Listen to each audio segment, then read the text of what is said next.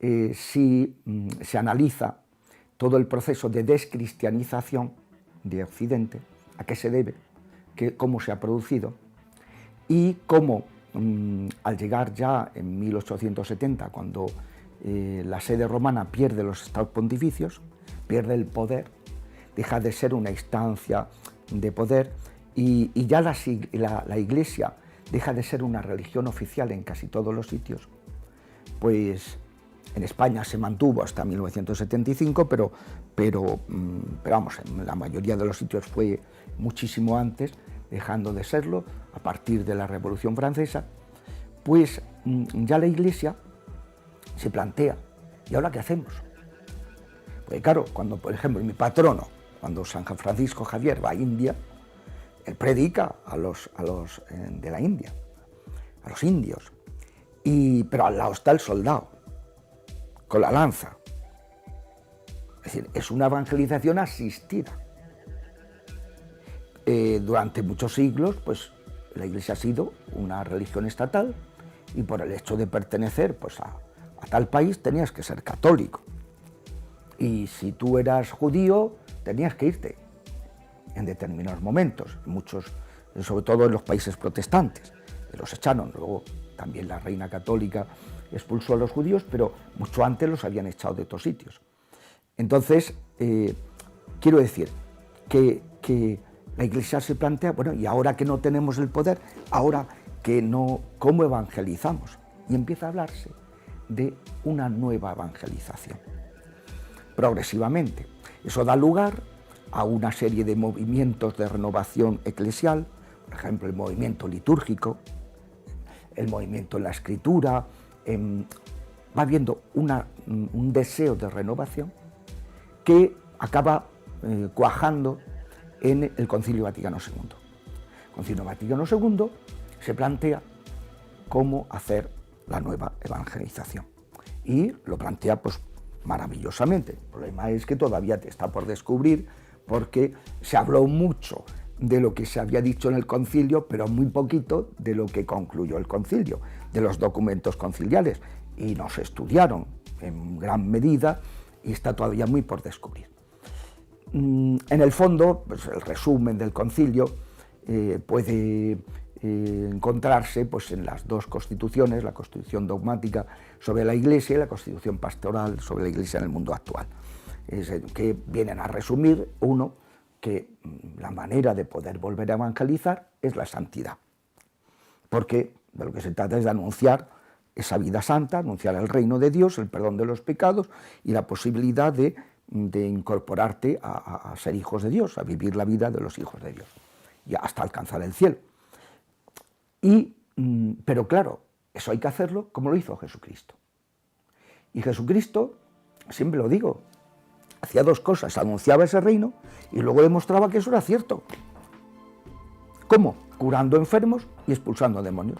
Es decir, haciendo lo que no puede hacer un ser humano. Un ser humano puede curar. Yo trabajo en un hospital, los médicos hacen maravillas, pero poquito a poco, y hay pacientes que se ponen nerviosos y tienes que decir, hombre, mire usted que es que el médico no es un taumaturgo, no hace milagros. Va poco a poco, porque la medicina actúa así. Entonces ya lo entienden, que no, dice, el milagro se lo vamos a pedir ahora al Señor, en esta oración, pero el médico no hace milagros. Cristo hacía milagros, curaciones instantáneas, sin ninguna explicación natural. Y segundo, pues expulsaba demonios. Y a veces hacía las dos cosas a la vez, porque la enfermedad que tenía el paciente, por ejemplo la mujer encorvada, era por causa de un espíritu, y se le echó el espíritu y la mujer se curó de su enfermedad. Y a veces eran las dos cosas, lo liberaba y quedaba sanada, porque su enfermedad era consecuencia de una afección espiritual, preternatural. Bueno, pues digo esto porque cuando oigo hablar de la nueva evangelización, a veces me llama la atención que dentro del ámbito eclesiástico, que no miremos los evangelios. Yo siempre digo, ¿qué pensarán a principio del año cuando empieza el tiempo ordinario? Y Y empieza, Evangelio de Marcos. Y Jesús que echa demonios.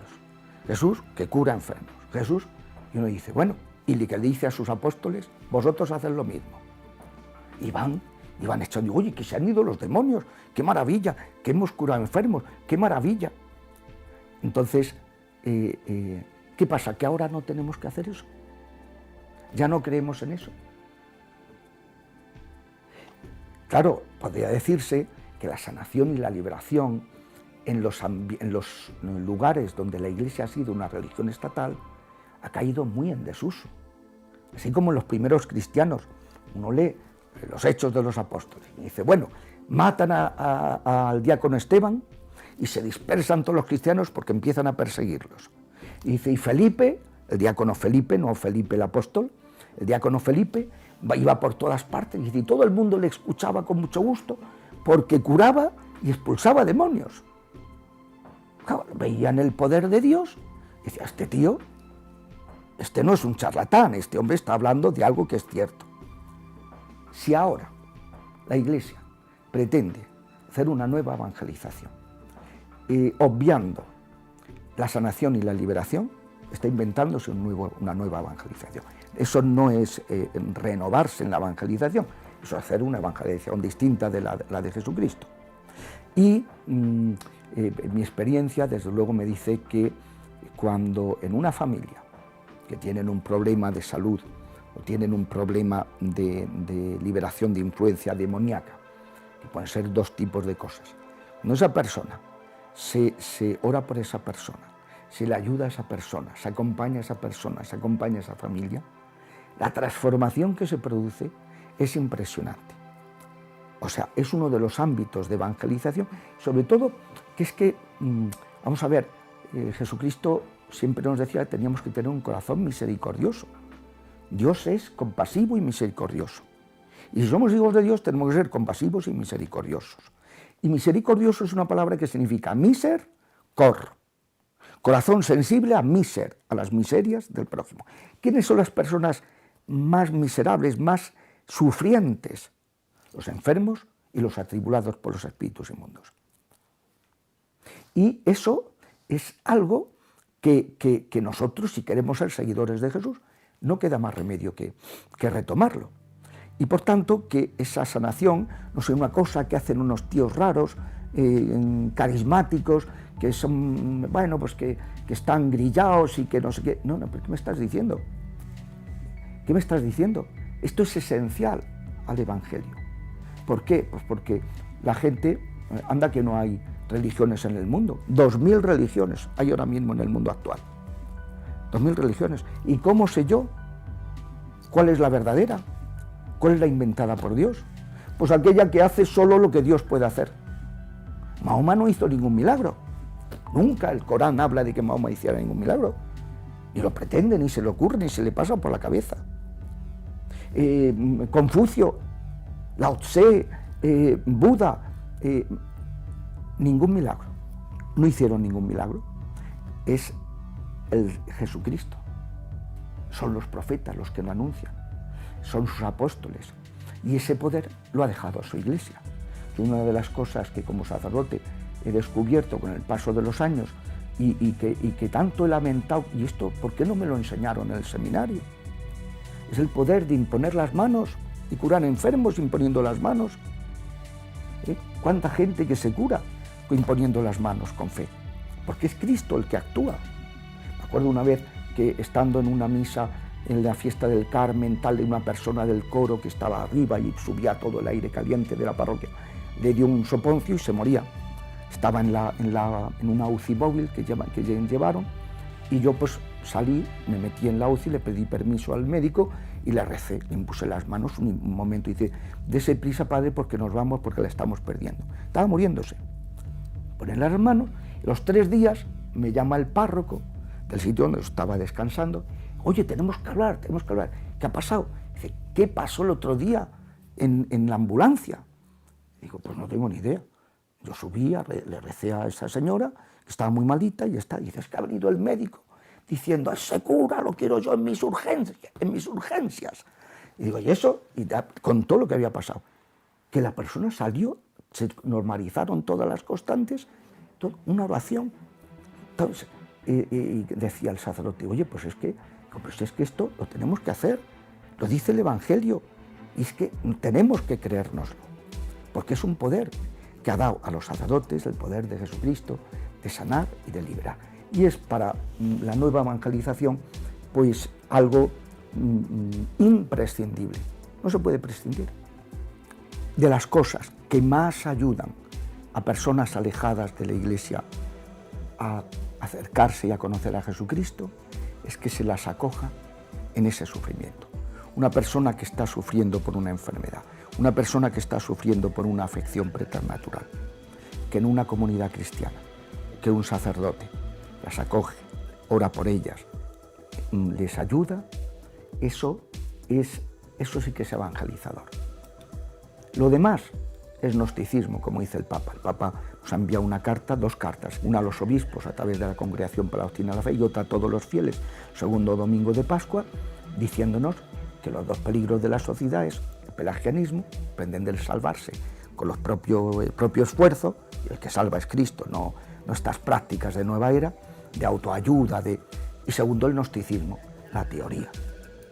No, la fe no es teoría, la fe es algo vivo y lo que más ayuda a las personas que sufren es ese acompañamiento espiritual, sobre todo esa sensibilidad ante el que sufre.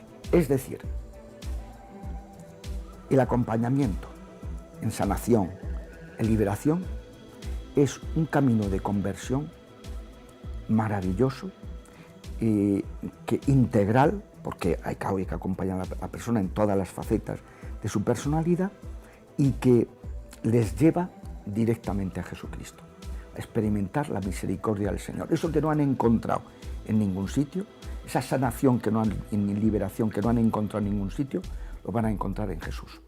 Si sabemos estar sensibles y acompañarlos, pues habremos acertado.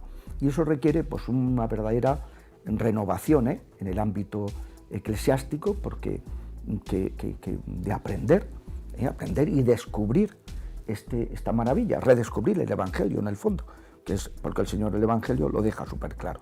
Y en lugar de tratar, decíamos, hacer un coaching para a ver si encontramos más cristianos, vamos a hacer lo que dijo Jesucristo que tenemos que hacer, que es sanar y liberar para anunciar el reino, como prueba de que ese reino que estamos anunciando es cierto. Y ya está, así que simplificar. Eso es el querigma, el anuncio, pero un anuncio acreditado, con lo que Cristo quiso que usáramos para acreditar su misericordia.